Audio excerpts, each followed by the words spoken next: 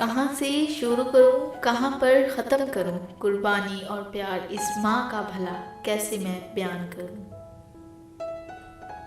मांग लो ये मन्नत के फिर यही जहाँ मिले, फिर वही गोद फिर वही माँ मिले। अब भी चलती है जब कभी आंधी गम की, तो माँ की ममता मुझे बाहों में छुपा लेती है।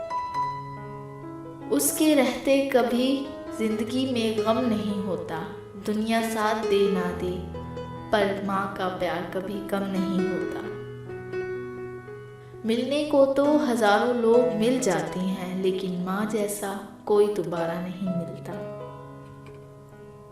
मुझे बहुत प्यार है अपनी हर उंगली से, ना जाने कौन सी उंगली पकड़कर माँ ने चलना सिखाया होगा। जो खुद रुलाए और फिर मनाए वो है पापा, और जो रुलाकर फिर रोने लग जाए वो है माँ।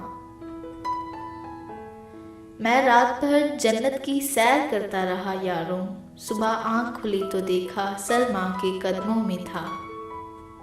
बहुत प्यारी लाइन कि मत कहिए कि कभी रहती है माँ मेरे साथ, बल्कि यही कहिए कि हम रहते हैं माँ के साथ। इतनी मुश्किल में भी सफ़र आसान लगता है कि ये मेरी माँ की दुआओं का असर है।